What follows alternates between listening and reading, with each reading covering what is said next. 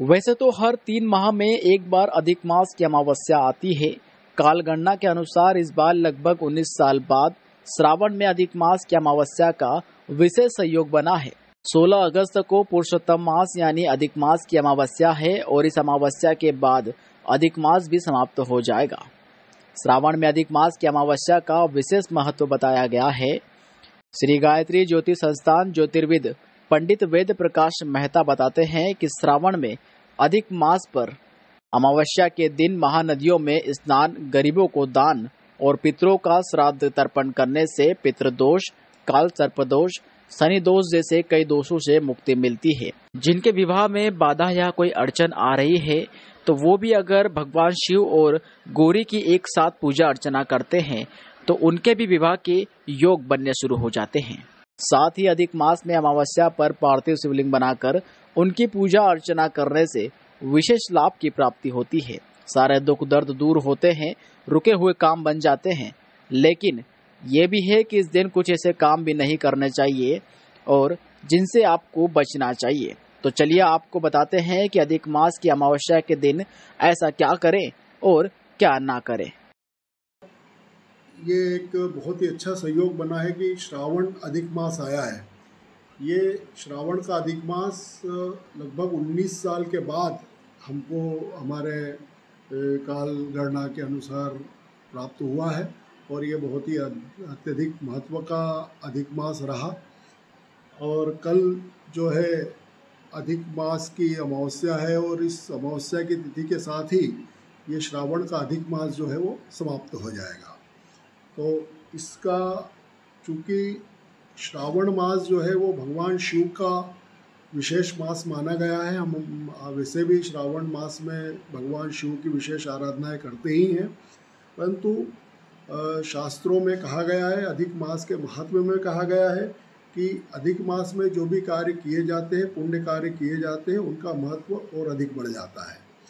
चूँकि श्रावण मास आया है तो शिव आराधना करने से और कल की अमावस्या के दिन यदि हम शिव आराधना विशेष रूप से करते हैं तो बहुत सारे पुण्यों को देने वाला ये अमावस्या आई है। इस दिन विशेष रूप से हम जो है पार्थिव शिवलिंग का पूजन कर सकते हैं। पार्थिव शिवलिंग का स्वयं अपने हाथ से मिट्टी एकत्रित करके किसी महानदी की मिट्टी मिल जाए तो बहुत ही अच्छा है। चूँकि यहाँ हमारे यहाँ पुण्य सलीला नर्मदा जी हैं। नर्मदा जी का हर कंकर शंकर है। उनकी मृत्तिका लेके स्नान, नर्मदा जी में स्नान करके पार्थिव शिवलिंग बनाकर उनका पंचोपचार षोडशोपचार पूजन करके और अभिषेक करके और पूजन करते हैं। तो इससे जो है पितृदोष संबंधी यदि कोई व्याधि आपके जन्म कुंडली में या आपके घर में है तो वो निश्चित रूप से इसका शमन होता है। इसके लिए आप प्रातःकाल नर्मदा जी में या किसी महानदी में स्नान करके अच्छी शुद्ध भाव से मिट्टी एकत्रित करके और पार्थिव शिवलिंग बनाते हैं। पंडितों के द्वारा इनका पंचोपचार षोडशोपचार पूजन करके रुद्राभिषेक मंत्रों से इनका अभिषेक करते हैं तो पितृ संबंधी दोषों का नाश होता है। साथ ही अमावस्या जो है इस दिन पितरों के निमित्त हम यदि तर्पण करते हैं तो पितरों तो इससे भी पितृदोष की शांति होती है। पितरों का विधि विधान से तर्पण और इनके लिए पिंडदान भी करने का बहुत महत्व है। दान का भी विशेष रूप से महत्व किया गया है। यदि चूँकि ये श्रावण मास की अमावस्या है तो इसमें हम श्वेत वस्तुओं का यदि दान करते हैं, जैसे चावल है और आपका घृत है और दूध है, खीर है, खीर का प्रसाद या खीर का दान करने का भी, या ब्राह्मणों को और जो अन्न के लिए जो भूखे हैं उनको आप खीर वगैरह का भोजन कराते हैं, उससे भी आपके बहुत सारी बाधाओं का शमन होता है। एक विशेष रूप से इसमें मैं कहना चाहूँगा कि जन्म कुंडली में बहुत सारे दोष विद्यमान होते हैं, जो जैसे काल सर्प दोष राहु केतु जनित है, पितृदोष और ग्रहण दोष इत्यादि जो दोष हैं, तो अमावस्या के दिन इनके निमित्त पूजन करा के, विधि पूर्वक पूजन करके और हवन करके इन दोषों को शांत किया जा सकता है। इन दोषों से आप मुक्त हो सकते हैं। साथ ही बृहस्पति ग्रह यदि आपके अनुकूल नहीं है, तो बृहस्पति ग्रह के लिए भी अमावस्या के दिन पीला दान गुरु के लिए बताया गया है।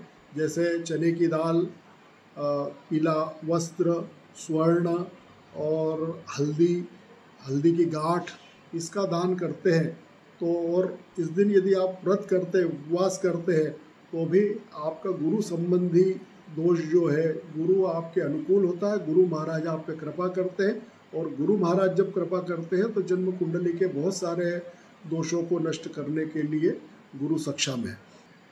ऐसे ही यदि विवाह में यदि कोई बाधाएं आ रही है, आपको विवाह शीघ्र नहीं हो रहा है, कन्याओं का विवाह शीघ्र नहीं हो रहा है, तो अमावस्या के दिन विशेष रूप से, चूँकि कल श्रावण की अमावस्या है, तो इस दिन शिव और गौरी माँ देवी जी का पूजन करें। शिव जी और गौरी का साथ में शिव गौरी का आराधना करेंगे, शिव गौरी का पूजन करेंगे, तो विवाह संबंधी बाधाएं भी दूर होगी और अपने को इसमें शीघ्र विवाह के योग बनेंगे। तो कल अमावस्या है, ब्राह्मण भोजन के साथ ही यदि गरीबों को, भिखारियों को और अन्न के जिनको जो भूखे हैं, उनको यदि आप तला हुआ अन्न दान करते हैं या खिलाते हैं, उनको प्रेम पूर्वक बिठा के खिलाते हैं, तो इससे भी आपको शनि, राहु, केतु इत्यादि की समस्या दूर होती है। और विशेष रूप से